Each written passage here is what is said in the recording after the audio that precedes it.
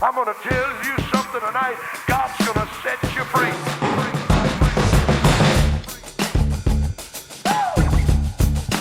Those are the ghosts. My friend, this is what I'm talking about. Greater is he that is in me than he that is in the world. If not before me, who can be against me? Oh, snap, Jay. We are back with another episode of the Dose of the Ghost podcast. And today we have the one, the only, the amazing, stylish, vocal runs galore. Mookie's in the house. What's up, Mookie? Hey, what's up, y'all? What's up, fellas? And she is styling with her hat, Jay. I just was like, immediately I was jealous. She came onto Zoom and I was like, yeah, I need that hat. I found a sweatshirt in the drawer, put it on. Mookie, welcome to the show. As you can see, here is my studio room. Josh is in his... I've got a walk-in closet that has been altered into a Power Ranger Dragon Ball Z studio. I love it. I love it. Yeah, he's looking like a creative. Exactly. She gets you, Jay. We're on a roll here, so we're good. So, man, how do I even describe you? Because there's so many facets of what you do that are just so stinking cool. I'm jealous. I wanted you to come on. When I thought about people for the podcast, you know, gosh, Jay, we've been doing this for like almost a year. It's been about 8 months or something like that. And we've had some pretty cool guests, but one of the originals that I thought of was Mookie, because I met Mookie like, I think it was about 2 years ago. And the first time that I met her, actually, I discovered her, Jay. Okay, I'm just going to go and say, I'm going to go ahead and say I discovered her. 2001, there's a post I liked. Dude, okay, so this is what I'm going to do. I'm gonna post edit this and bring this in so everybody that's listening apart from Zoom can hear this, and I hope you're not embarrassed. But there is, let me see if I can find the actual post that I saw. Oh, here it is right here. So Jay, I'll turn this up and then I'll make it louder, but here we go. This is that's great. I just stick up my chin and grin and say, oh, the sun will come out tomorrow, but you gotta hang on till tomorrow. There'll be sun. Here it is. Tomorrow, I love you. Tomorrow. It's not fair. Yeah. It ain't. He ain't even trying. Bro, I've listened Auto-tune. Bro, I've listened to that so many times, for real. She reposted it, but the original post, see, that's not much of a fan I am. The original post went into, and everything's gonna be all right. It went into like this other thing. And I just thought to myself a couple things. One, wow, this girl can sing just naturally. And then two, her swag and her style was like nobody I ever met. I mean, she's mixing like a hybrid of all these different sounds, but somehow they are totally working together. Yeah. And so she'd been on my radar just to like be able to meet, you know? And then we had an Easter program coming up and I'm like, we need a singer. And I'm like, I got it. And I hit her up. I'm like, hey, you don't know who I am. And she's like, nope, don't know who you are. Why are you talking to me? And I said, do you do stuff outside of your normal field of what you do? Because she's doing like, she's an author, she's a philanthropist, she's a vocalist, she's a Thai tribute, she messed around with Thai, right? All these different things. And I thought, can you come and just do this performance for our church, this big Easter production that she's never really ever done? And she's like, basically I had to pull out all the stops, Jay. I had to convince her. I had to basically have this whole 4-part plan, but she came and it was like the start of a cool relationship. And I got to just see her, you know, those creatives, Jay, those creatives that are behind, they're like, they're so, you're like, why would you ever be bashful or hesitant about anything that you do with that amount of talent? But somehow they like, They are. You know what I'm saying? Yeah. But dude, she came and she knocked it out of the park. Knocked it Of out of the course, park, man. right? I mean, we had a choir. How big was our choir, Jay? It was like I think 30. Was it 30 people? 25, 30, somewhere. It was a good bit of people. There was a lot of people, and it was a choir. Yeah. Sang, man. And it was. I could sing. I can say that was each probably one of them had their own just crazy voice. So all together, it was just a moment. It was powerful, dude. So Mookie, you know how much I love you. I'm like, I really am truly a fan. Like, there's a lot of people that I'm like, oh, they got great voices and they have this, but there's people that have just something that's like it, and that's you. But I want to ask you something before we dive into like the current, you know, like what you're doing right now, because I know you got your hands full. But where did Mook come from? Where's the name Mook? Where did that even come from? Right. Well, first of all, thank you for having me. Yeah. Brandin and Jay. I appreciate it. I'm excited to be a part. I love what you guys are doing, and I'm excited that we are connected. And for this moment, I've always felt like, Brandin, you had a heart and a grace to deal with creatives. I just get that from you. Like you understand, and the way you handle them and us. I mean, you're one yourself with care. I just really, really appreciate that, because creatives, thank you. It's a lot going on in our brains. I mean, you know, it's a lot. We're a lot. And so, you know, it's just the support. And like I said, the handling with such grace and care, it really, really matters. So I appreciate that. And thank you. So the name. So first of all, let's go back. Yeah, My government, if they named me in the hospital, is Mookie. Okay? Yes. That is my grandmother's name on my father's side. Where's this from? You said your government. Your government where? Where is this? We are West African. West Africa. My dad is from Cameroon, West Africa. Oh, wow. So I was named after my grandmother, and Mookie means believer. And so, you know, now I'm, you know, grown, and I'm just like, oh my gosh, I have this name. Wow, I love it. It's so beautiful. I'm named after my grandmother. As a child, that was not the case. I really tried to figure out what was going on in my parents' brain when they decided to do this, because I was talked about in school. No one understood how to say my name. Sure, When I was a substitute teacher, literally, I would cringe during roll call because Here, I'm just literally, they would get around that letter right before N, last name, and I would literally just start itching. Like, you know what? I'm here. You know, we ain't gotta do it. I'm here. Sometimes my classmates would literally be like, okay, and we have an okay. Oh, she's here. And so my middle sister actually just started calling me Mookie, and I held on to it, and I said, I'll take it, because people can say Mookie, you know, it's cool. And then it just became this thing. It became an industry thing. Byron Cage started calling me Mook Star, and then it just became this whole thing, and I was like, you know, Mookie. So that's where it came from. Love it. So West Africa, wow, what a heritage. That's so cool. So, but were you born there or born in the States? So I was born in the States. My mom is from North Carolina, so I'm a complete mix of things. Yeah. Right. So D.C. area is where you're from. What brought you to D.C.? That's where I was born. My parents, I was raised here. Your mom was from South Carolina. Yeah, but she came to raised in D.C. My mother and my father met at Maryland University, and they decided to camp out here, and the rest is history. Yeah. Nice. So were your parents musicians? Like, was that in the family? No. I have like, it's sporadic. I have an aunt that plays a little bit, and there's a little gospel choir thing here and there. I heard that my grandfather used to sing in the village, and people would come from miles away. Such a storybook. I'm probably going to write about it one day. You should. But I've heard things, but just hardcore families in living rooms, and one plays the guitar and one plays the bass. No, it's really, really just me. I'm the only one in the entertainment business. I'm the only one who really had a desire to do all things in fine arts. I'm the only one.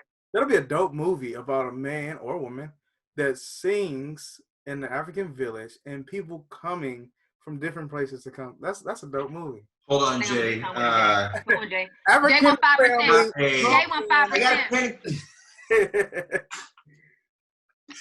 Totally. So real talk. your parents, your families are not really singers, musicians. Okay, at what point were you just like one day you start, let me try that? Or was it something that you kind of knew? I mean, when did it, I'm trying to figure out in Mookie's life, like what point were you like, hey, I got something? Honestly, it's so weird. It's one of those situations where I always remember doing it. I always remember doing it, and I always feel like people would be like, that was good. So I would be like, oh, that was good. Oh, I'm good. Oh, you liked it? Oh, this little light of mine went over well. Okay, let me do it again, you know. But really coming into it and saying, this is my gift to the world, and this is what I do. I'm going to be honest, guys. It probably only happened in like the last 5 years. Sure, yeah. Like, seriously. You know, just really honing in into what my niche is and my lane. And that's the whole thing. I was vocally raised in the gospel music industry. Been on the road with some of the greatest, you know, been around, but that wasn't my sound. I was just always around it. But I grew up listening and hearing all styles of music. That's why it's crazy that you said the word hybrid, because literally that's what my mind feels like as far as like music. I love country, I love pop, I love jazz, I love reggae, and you can hear it all in my arrangements because that's what I've been exposed to. And I definitely feel like the cultural piece plays a factor as well. You know, I grew up in a house where it just wasn't one thing. Like I said, I was exposed to so many different sounds and textures and rhythms and beats. You know what I'm saying? So it became a thing. And so then I've always loved Disney. I've always loved animation. People thought it was so weird. I didn't know a lot of hymns, but I knew the whole soundtrack to Sleeping Beauty. You know, and so it was just like I was raised in church and I love Jesus, but I didn't always know the music. And then one day, I had some time. You know, as creatives, we need space and we need time to create. People do not realize that when your space in your life is overly congested, you cannot think in here. And so, yeah, Jay, no, I see him shaking his head. You got to make that time. And so I settled myself in this season. And Brandin, literally, I just started hearing melodies. And the first song I ever heard where I did that mashup was from The Little Mermaid. And it was A Part of Your World. And I heard it, and I literally heard this like Christian inspirational medley to go with it. And then God just started speaking to me about ways I could teach through these Disney princesses and what he's saying and how I could encourage people. And then from there, that was the first video that went viral. And literally to me, that was the first time I decided to be completely Mookie. Not anybody else, not what anybody else thought I should be. I decided to jump out there and do something that would be considered weird in my community and post me singing a Disney video. And that was that. You know what's cool about that? You don't only just sing the songs, you really embody the characters, like in your tone and facial expressions, and that's what I think that's what really makes it so cool. And in the times that we are now, and that, you know, people are really starting to try to embrace Black culture a lot more. And I really think like you're like right there, cause you're like right there. Like honestly, if anybody from Disney watches this or listens to this, she's the one you're waiting on. Like you're right there. And being a fellow cartoon watcher, so did you actually? So how many times have you watched these movies, or do you listen to the soundtracks and just get those, or a little bit of both? I guess a little bit of both, but it's not an intentional, like this Saturday I'm going to listen to all of them, or at the age of 5 I remember listening to every single one 4 times a day. I've just always been drawn to them. So I've seen them all. That sometimes is the music I tend to turn to if it's like, okay, I want to hear something, but this is going to sound corny. It's just in me. I don't know. It's just like in my blood. Like I hear it, I feel it, I see it. I naturally know what to do. And it's exciting when you find that thing. You know, I'm sure you guys understand, like Brandin, you found your thing, Jay, you found your thing. It's been a journey for me.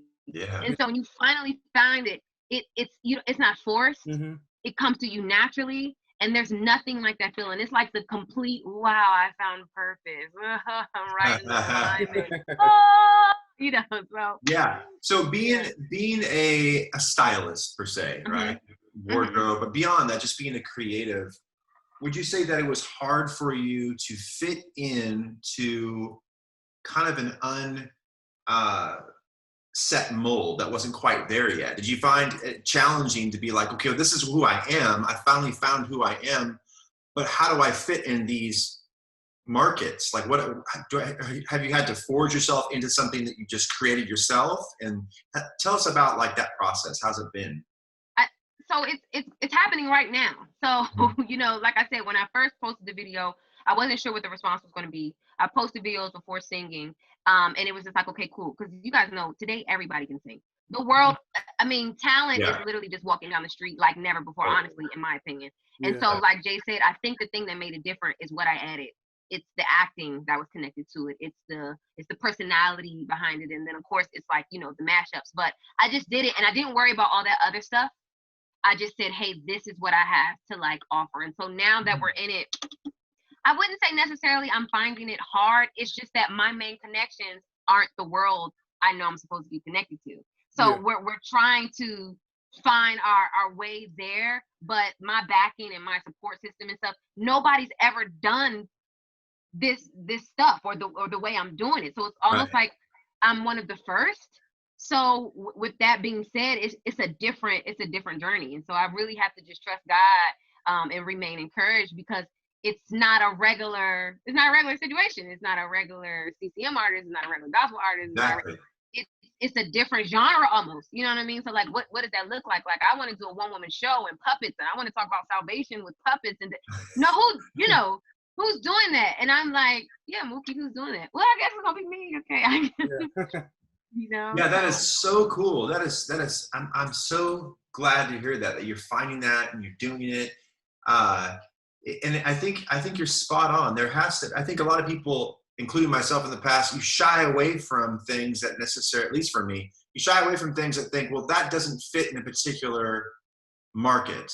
So you're like, how are people going to accept that? But the fact that you said, I'm just sort of, here I am, I'm throwing it out there, and let's see what happens. That is freeing. And it took me a while to get there myself. You know what I'm saying? It takes you a while to be like, this is who I am. But then the longevity of it, the macro vision of it all, is you get to be you. Yeah. And you're not trying to, you know, be forged into something that you're not. But at least for me, I don't know about you, Jay, but it's taken me. Jay's kind of the same way. I mean, Jay, cosmic worship, you know, he's out there. He's like constantly explaining that I don't worship the moon. Constantly. These days, you have to make that clear, Jay. I'm just Universe talk is really big right now. Big old worship. Just greatest worship you can think of. Exactly. But so, okay, you have this thing that you've sort of branded, and it's, I don't know if you came up with it or what, but it's Disney meets worship. And so you have these things that you're in the Disney world over here, but you also have a side of you that's very spiritual. And you obviously have a relationship with the Lord. How do I know that? Because when I've been with you and you sang songs, you sing worship, there is like an anointing on you when you sing, you know? Sure. And so then, well, how do you recognize the anointing, Brandin? Well, I can't explain it other than it's not a sense, it's not an emotion, it's the Spirit of God. When she sings, you feel that. And you think, okay, well, God has a hand on her life. So Disney meets worship. I mean, was that something that you coined yourself? Or is that something that, like, because that's like perfect description. It is. Yeah. Yes, I coined it. I didn't know I was coining it when I coined it. Y'all know how it is. You just do stuff and then it becomes like, you know, a thing. But it's funny. Yeah. I remember I was talking to you all's pastor and we talked about the whole world of Disney and what that industry kind of looks like. And honestly, how dark it can be at times. Mm-hmm. And he literally was telling me, like, God is trusting you to be a light in those spaces. And I remember hearing that, and I get some unique feedback sometimes too, Jay. I've had people say, like, how can you call yourself a Christian and do this whole Disney thing? Like, you know how demonic that stuff is and so forth and so on. And I'm like, you know, I don't think it's demonic. I think that in everything, the enemy is present. He uses people, you know what I'm saying? And if there is some corruption there, cool, who are we? Maybe we are the ones that's supposed to come and, you know, like, bring the light or correct some things or, you know, switch some things around or, you know, let some people know about Jesus. And so it's not a thing where I'm trying to slap Jesus in anybody's face, but I am a Christian. I do love God. I desire to help people. And these stories are so inspiring and inspirational. I just feel like I'm just opening our eyes to see what we can learn from these stories. And that's my lean. That's my edge. God speaks to me through everything. I remember the first time I saw The Grinch Stole Christmas, I was speaking in tongues. And people were laughing at me, and I was just like, oh no, I feel the Holy Ghost. That thing thought he stole their joy. And when he went up that hill and he heard them singing, it changed his life. Mm-hmm. He could not believe they still had joy after he felt like he took the thing that was going to bring them joy. And they're like, you can't take Christmas. Christmas is inside of us. Don't that sound like don't that sound like something we learned in church? And so I'm just like, God, you're showing me these things. You're showing me for a reason. I think I'm supposed to let the world know that this is what you're trying to say, that you're in all things. You know what I mean? And so I just, these two worlds, I'm like, I'm meant to bring them together. I'm meant to help people. And any musicians or any singers, y'all know those Disney chords, I mean, them things are so anointed. Like, without us even adding like a Jesus or a Holy Ghost, you hear the Lion King and you just like, well, God is in that. I'm telling you, he is, Oh man, it's so powerful. I was talking to my son the other day and I was like, Asher, the fact, this is a trip, because he's like my brain. We just trip out on things. Funny story, a segue real quick. Jay, we were we were driving from my house to Plato's Closet, trying to get some it's a secondhand story. We're trying to, he wants to go flip some shirts, so he's trying to find vintage shirts. So let's go, man. We jump in the car. We drive down we're about 10 minutes into the drive, and he looks at me, he says, Dad, do you ever find yourself daydreaming? Because we hadn't said one word to each other since we got in the car. Yeah. And I'm like, yeah, dude, I was totally daydreaming this entire time. I said, I'm in like 4 different realms. I feel like I actually daydreaming now. How'd you know? Yeah. He's like, what were you daydreaming about? I'm like, I was having conversations with Lucas, my friend from Brazil. I was talking about a new song. This is how my brain operates. And I said, what were you daydreaming about? He's like, I don't know, just nothing, But the fact that this kid, our brains were exactly the same. Just me out. Anyway, so the fact you said that music and songs were anointed, that they're writing, and that these people that are writing these masterpieces. I know what I was going to say. We were talking about music in the car. And I said, Ash, dude, the fact that I could sit there, look at you, and I could sing something, or you could hear something off the radio, and it makes you feel a certain way. Yeah. It brings tears to your eyes. It can motivate you. It can bring you joy. It can make you feel sad. It can make you feel whatever the case may be. That is such a spiritual, heavenly gift from God. God created that. He gave us the ability to hear something sonically, put 2 little receivers on our head to make us communicate and make us feel. It's a total spiritual thing. So the fact that somebody can sit behind a piano and write a score, a beautiful masterpiece, that is only tangible and only available because God gave that person and to work within the laws of music. Yeah. So you're picking up on what God's created. You're picking up on that. You're like, I'm in tune with that register, and your heart is working within a different love, a different scheme God's doing. And now you're able to pull from here and be like, that resonates with me. So if you're watching The Grinch and you're seeing somebody sing from, to this down to the town, you're like, in your mind, it pops open a different, perspective of what that music can do. So I get you 100%. You're going to have a lot of cynical religious people that are going to be like, oh, well, that's just nothing. I mean, that's tradition. I mean, Jay and I probably can talk a lot about this. Like, my mom wouldn't even let me watch, I could barely watch G.I. Joe growing up, Harry Potter. Violence. Harry Potter, and what was the other one? Definitely couldn't watch Austin Powers. You can't watch Austin Powers. I mean, I think there is a line to be drawn on certain content. And how do you tell your kids, how to be responsible with what? That's another thing I talk to my kids about. I say, guys, because I'll watch, we have the same Spotify account, and I'll say, I can see what they're listening to.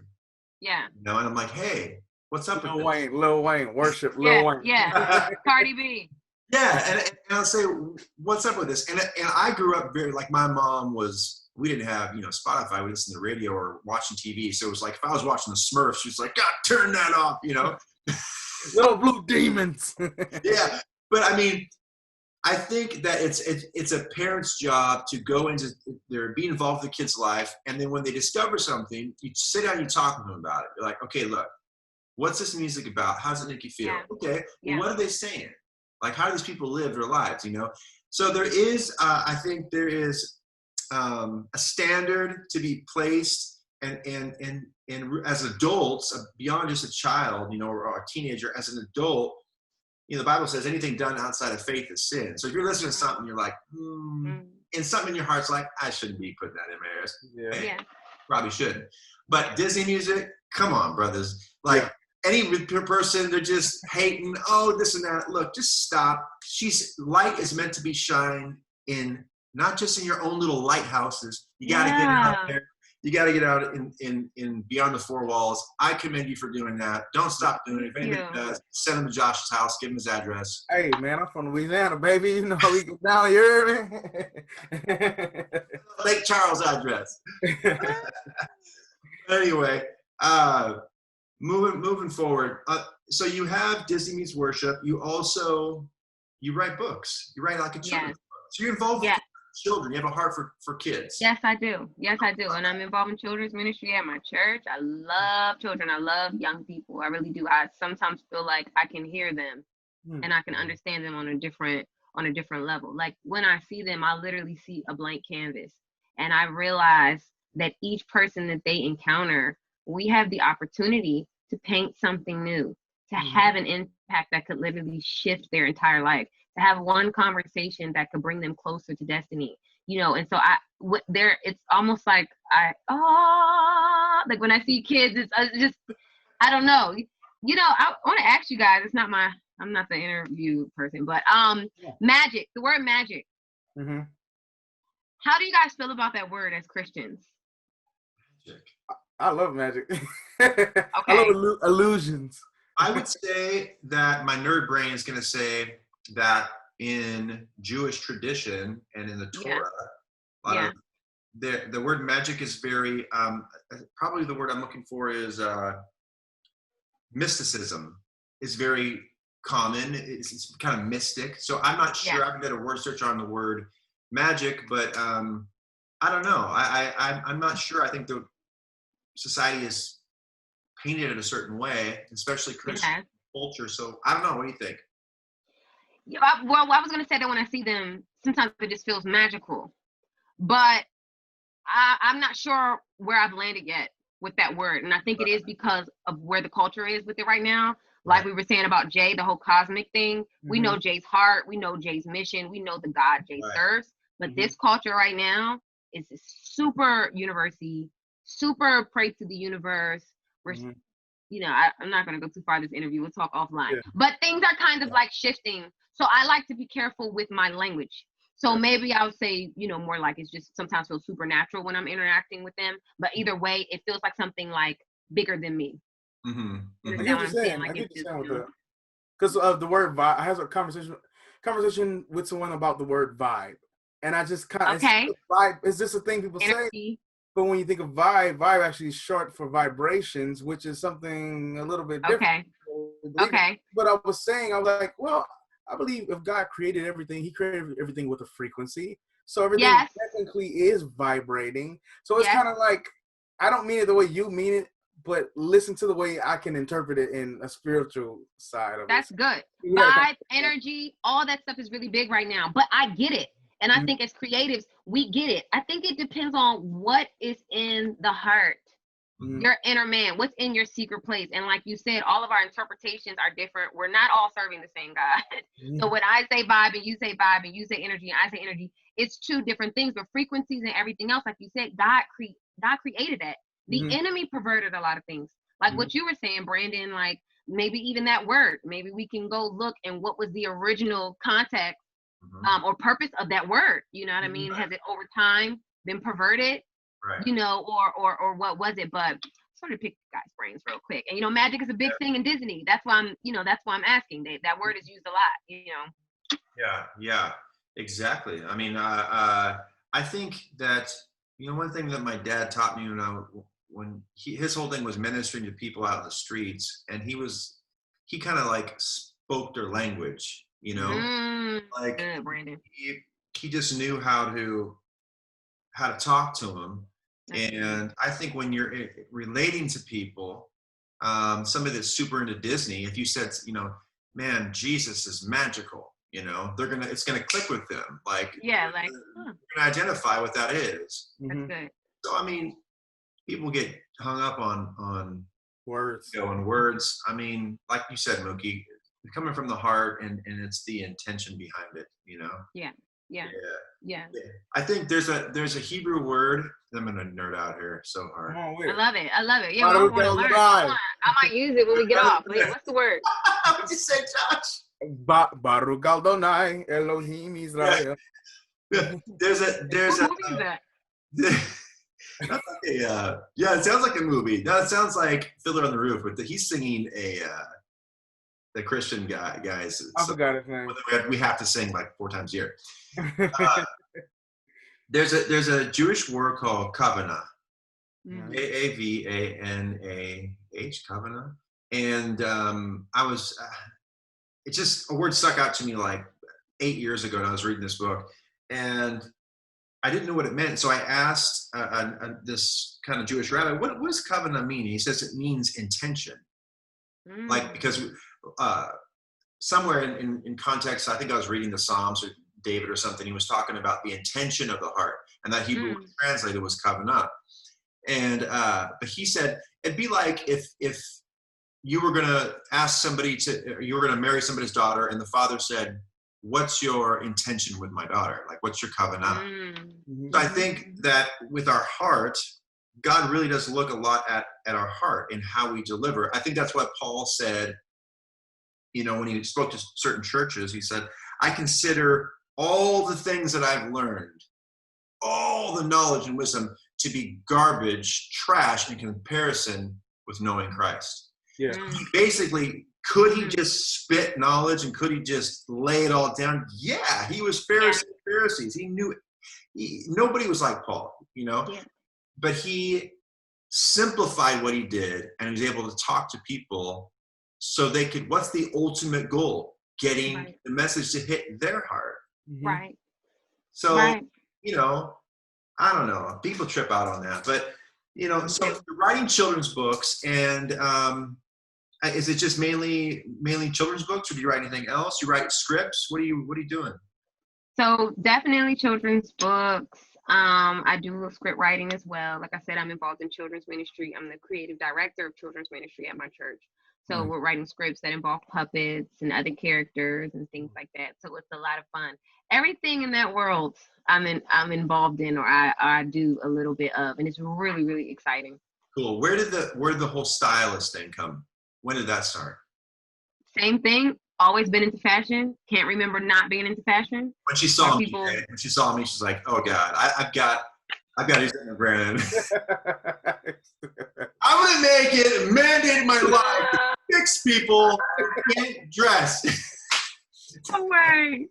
I've just always personally loved it. People were out on the playground. I was at home creating storyboards and cutting out stuff out of Vogue magazine and trying to make sure I could pronounce all the designer names and studying documentaries, and I love it. Like, just love it. And so from there, the root of everything I do is because I like to help people. Yeah. So it's not just the fashion industry where everybody's just fab and fly and people don't even speak and people have accents that are just made up and all that. That's cool and that's fun too.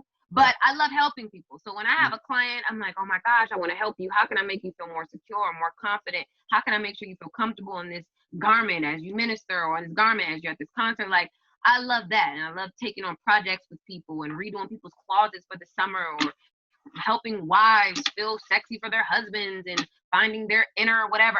I love that. It's really because I love helping people. That's dope, man. My wife has done some styling throughout the years. That's what she went to school for, is fashion marketing. She went for both. Oh. And like I was telling Brandon on the last podcast, like sometimes I'll come out in something, I'm like waiting for her approval. Like, yeah, I know I did this one, but let me get that last stamp, baby. Let me get that. Yeah. And Yeah. so now, like I've been super into fashion probably like forever.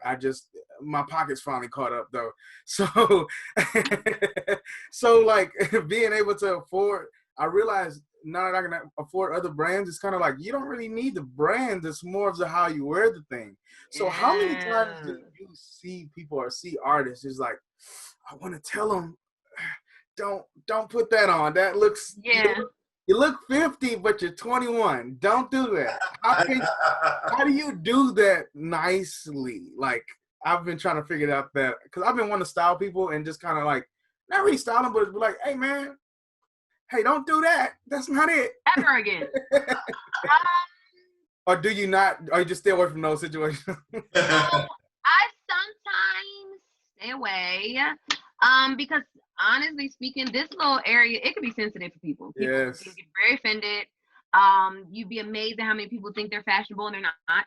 Mm-hmm. This, because style is personal, you know what I mean? Yeah. And so you can really think that was an amazing creation and we're all nauseous, but that's like your thing. You're not hurting anybody. You know You what I like mean? curtains and picnic tables together. Okay. Listen, oh my gosh, do that. If that's what you want. So what'll happen is, because of my personality, I'm so personable and, get to talk and get to know each other, people end up kind of starting to ask. Yeah. Like, just little jokes, like, is this shirt okay? Or like this hat. And then I look today. A mess. Slide in there and like, I didn't mean to tell you that purple hat is terrible. You know what I mean? So just, but by that point, the door's kind of like open. Overall, that's not really my personality to just be like, hey girl, you look a mess. That's not really me.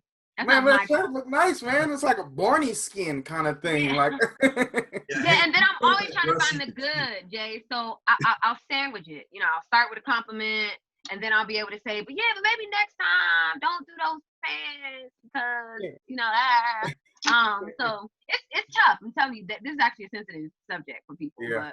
But most of the time I'm able to make it in and help. Speaking of giving away clothes, or just clothes period, Josh is somebody that I've seen just give away articles of clothing. It's one thing you do this. Giving away some stuff. We went to, this is probably like a year and a half ago, we went downtown Dallas to feed the homeless, and they're like, Jay popped open his trunk. He had like 2-3 bags full of shoes. Like, and they were like, I forgot about that. Yeah. They were like decent shoes. They were like, like Nikes and. Hey, one pair I gave away, dog. I'm a little hurt. Hey man, you be thinking about them at night sometimes. It's tough to give them money because you never know what their intent is. And I'm like, we're not gonna do money today. We'll do stuff. I always keep extra wardrobes in my trunk. I'm that guy that if we're going for 3 days, I pack for 5. So yeah, that's smart. So I was like, man, I got some shoes in my trunk. So I had some old Sperry's, like those boat shoes. I had some old Nikes. I gave away this one pair of shoes. It was some vintage Pharrell ice creams. You remember the ice cream, the skateboard shoes? Yeah. They were lime green with an ice cream. Wow. And I was like, you look online, those shoes for like $250 right now. I was like, but God told me you was talking to me when you said that. Was it me? Did I miss you guys? You did, like, fly to the mug right now. I see you give give my son like that American flag. The jacket, man, I gave him a watch away. I don't care.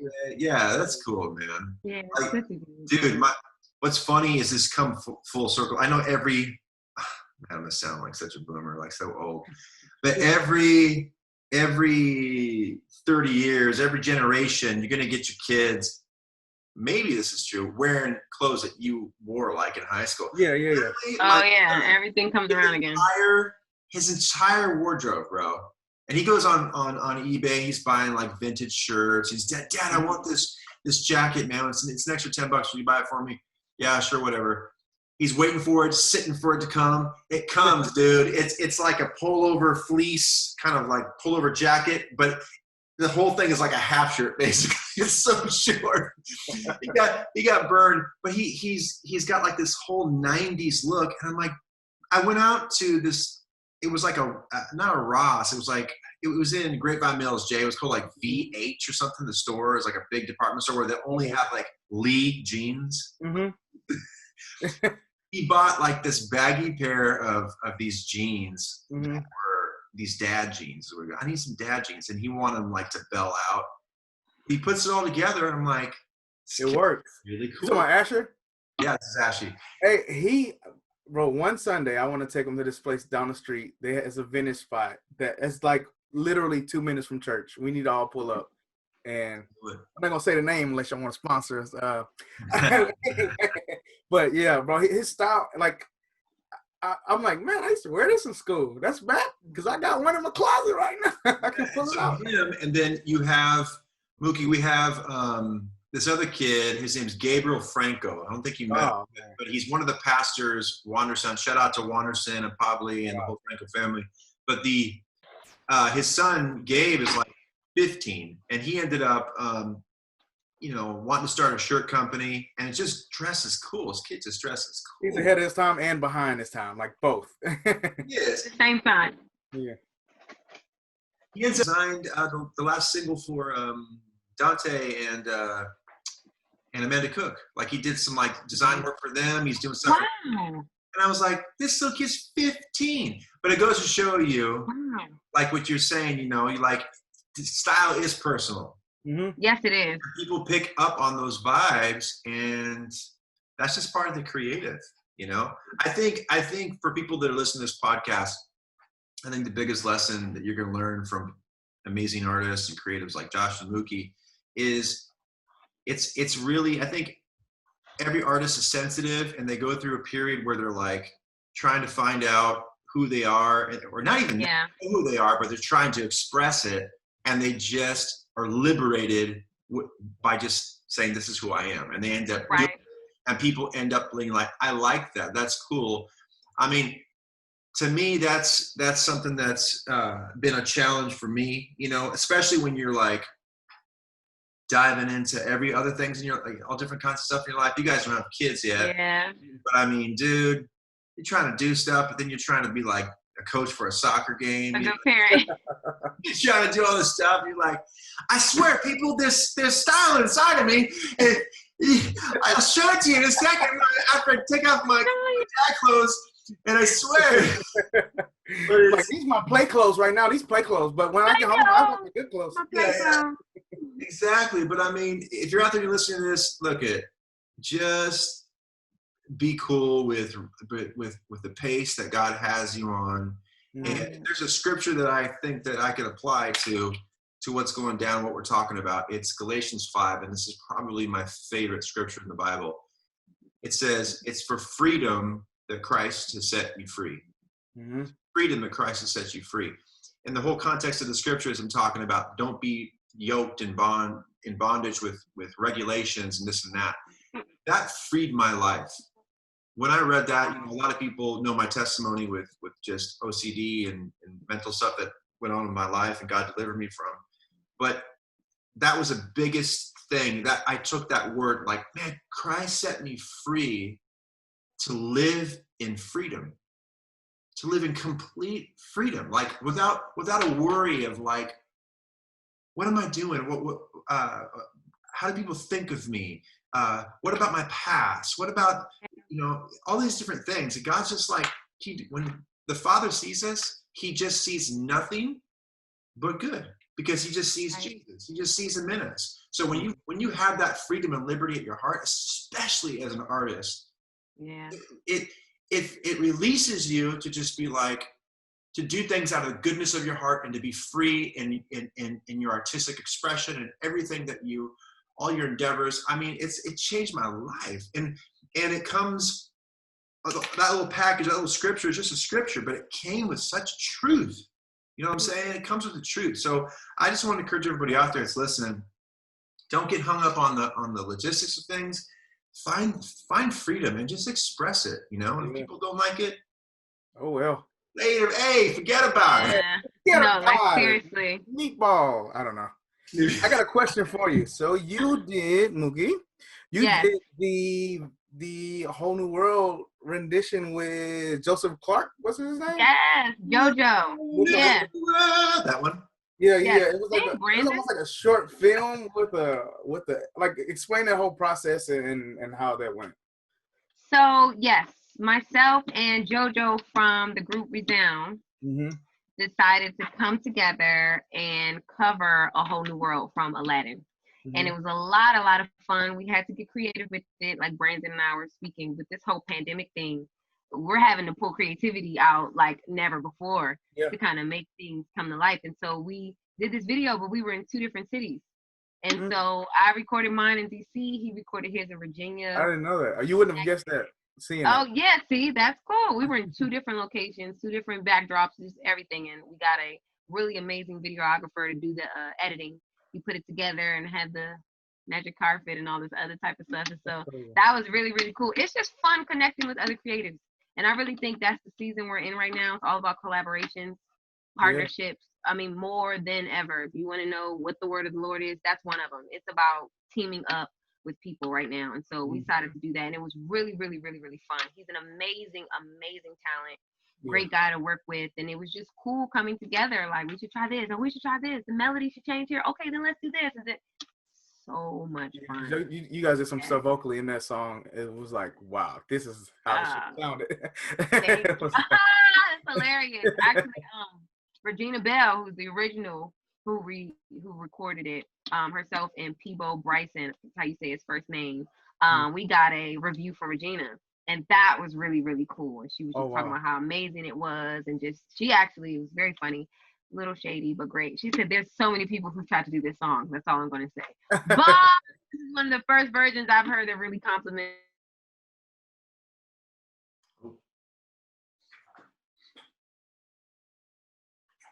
Creatives are created to create. And so when you do that, it's nothing like that feeling. I've noticed in Disney films, real and the cartoons, the voice actors for the animal or whatever isn't always the one that sings the songs. Very true. I didn't know that. I found out about the Lion King one. That was the guy from Smart Guy, the brother from Smart Guy. Jonathan Taylor Thomas, who plays Simba. The one that actually sang the Just Can't Wait to Be King, I think. Oh, okay. So I know the voice actor was Jonathan Taylor Thomas. I didn't know if it was him singing or not. But this is a real thing what you're talking about. It was the brother from Smart Guy, the big brother. He sung in Kingy's video, "Wanna Take a Roll with Me? I'm only one call away." So when I saw that, I'm like, wow. And at this place I work at, we had from the original High School Musical, we had the guy who sung the whole movie for Zac Efron come over. Wow. I'm like, wait, Zac Efron didn't sing that? That is He's so like, cool. no, I sang a lot of those songs, but Zac Efron had a vocal coach and sung the rest of the 2 movies. So I was like, oh, that's crazy. So that's actually something that happens quite a bit. Or the people who do the animation, once it's time for the live action version, it's not the same person. A lot of times the age difference is too big by that point, or it just doesn't work. They're looking for something different. There's a film Audrey Hepburn did. She really, really wanted to do the vocals for it, and she got a no from the producers. And she wasn't able to, and they had to use another voice for the singing part. However, she was the actress. I feel like it was My Fair Lady, but I'm not sure. But this happens sometimes. Yeah. I got one more question for you. Okay. So, and this might be tough, but top 3 movies as far as the animated films, Disney, and then top 3 songs. They can be from either one, but top 3 on each one. That is hard, but excitingly hard. The Little Mermaid, of course. That has to go up there. Soundtrack and movie? Yes. Okay. Yes. Have you seen Howard? The documentary? Oh, I haven't. Whoa. Is it on Ron? Talk about that. Is it about Ron Howard or? Yeah, I think that's his first name. I think that's his first name. One of the greatest Disney writers of all time. It's on Disney Plus. We'll talk about that after. But anyway, so yes, I would say The Little Mermaid and the soundtrack. Mulan was very strong. Yeah, that's my wife's favorite. Very strong. Have you seen the full feature film already? I haven't seen it yet. Yeah, I'm waiting for that free one. Come on with that free one, baby. It's $30 right now. It's Amen. 30, yeah. But I heard the Disney Plus. So I got Hulu and I got everything. There's so much stuff. Yeah, Beauty and the Beast. Beauty and the Beast? Okay. Those are my Yeah, I top can three. do that. Yeah. Yeah. think I'm And gonna you go guys got to Lion see the King. film. They really break down all of this stuff and break down the direction of the music and why the scoring was the way it was. For example, Beauty and the Beast, I had no idea it was so classically and operatically based. I didn't know that. If you listen to the music, it makes sense. Mhm. You know it's filmed in France, but just to hear that that's how they categorized it in comparison to like The Little Mermaid, as far as the style of the music, made so much sense. I was Yeah. just like, wow. You know what song I like? People don't hate me. Frozen 2, the second one. Okay. Frozen 2. Yeah. I always forget the melody, but my daughter, she can recall it like in a second. But it's like it's like 3 notes. It's like something like or some weird. Yes. Mhm. Into the unknown. Into the unknown. Yes. Yeah. That song is crazy. I heard this. Yeah, that is off of 3 notes. That's That's true. brilliant. Yeah. Hey, what's funny? Yeah. Okay, here's a funny little tidbit. The Frozen ride at Disney World. Here we go. Brandon knows, so I'm scared of heights. I've been to Disney World one time. Correction. Not scared of heights. Your body shuts down.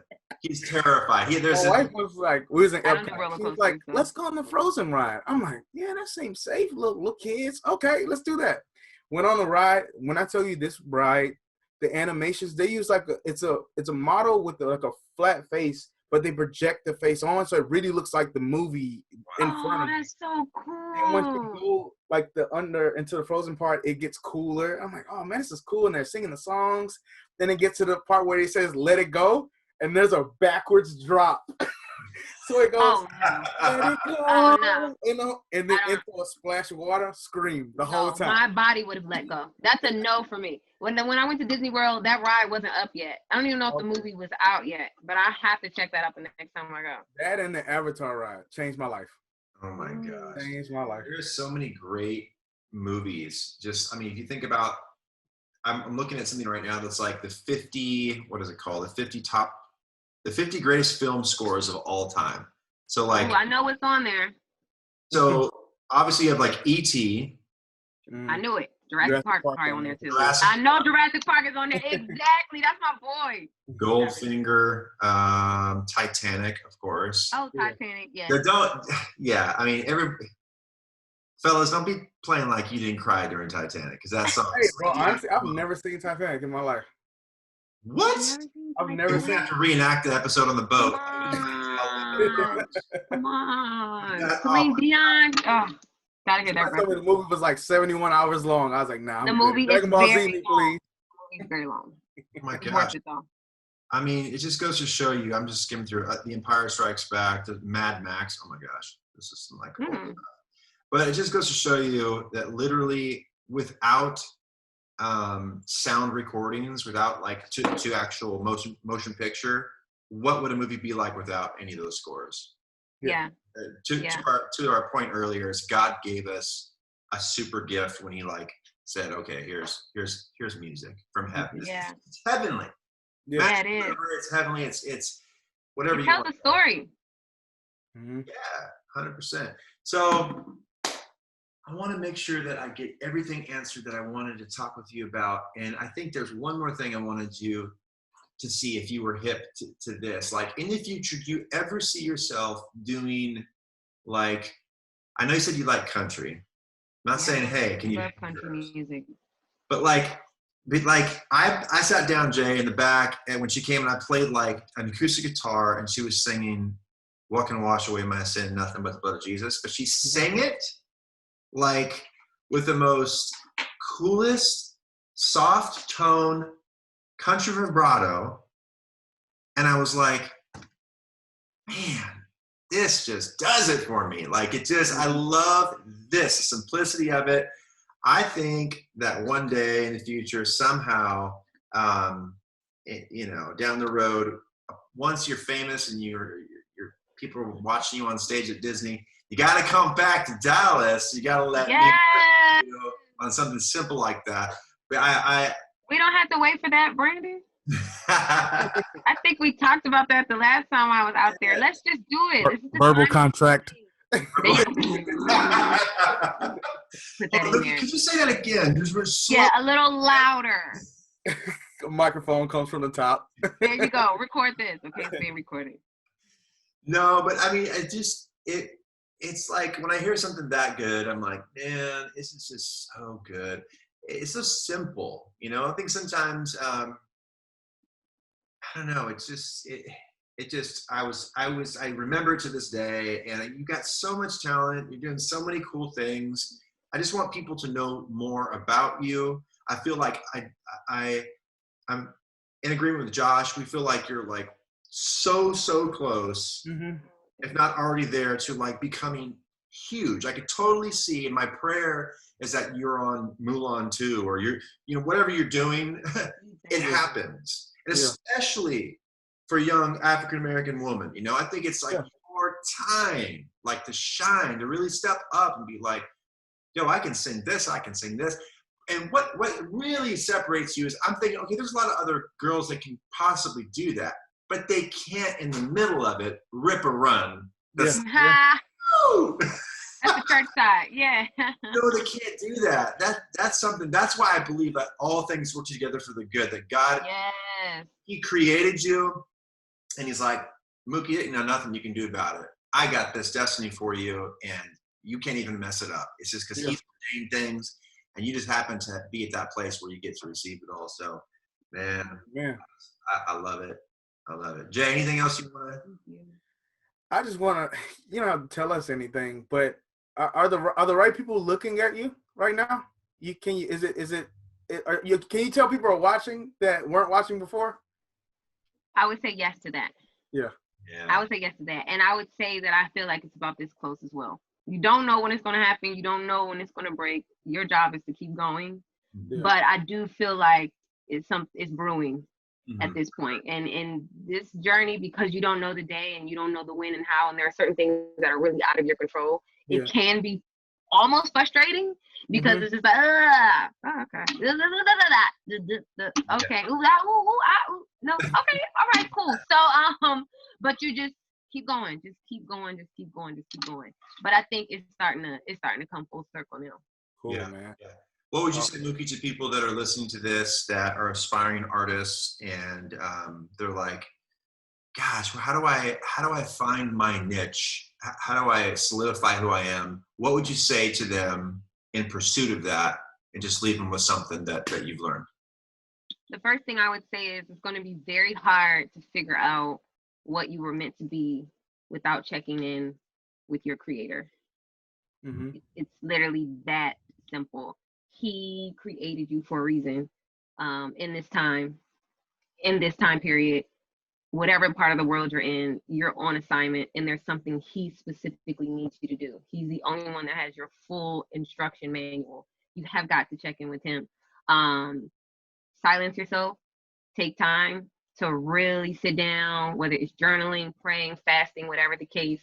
But nobody wants you to walk in that more than he does, because he has an assignment for you. There are a body of people who are only going to receive certain things from you. They're waiting to hear your voice, your way, your style. And so just keep going, but you're going to have to check in with him. It's like checking in with your coach during the game. Life is the game, and things are going, and it's fast, and it's fun, and it's a lot of oohs and ahs and popcorn and food. But you got to check in with that coach and see what your next play should be, and how and when and where. But keep going. Don't let the world make you into anything else. That blending in is whack. We need you, all of you, the weirdness, the quirks, the this, the that. We need it. Yeah. That is so good. Oh my gosh. Jay, we just need to end with that right there. That was beautifully said.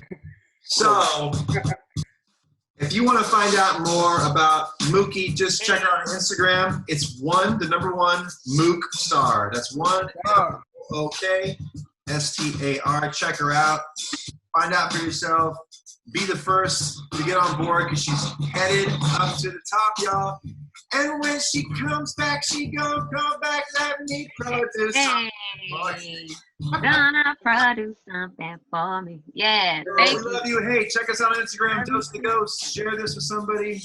We love you. I hope you have a great week. Jay? Peace. Peace. Bye.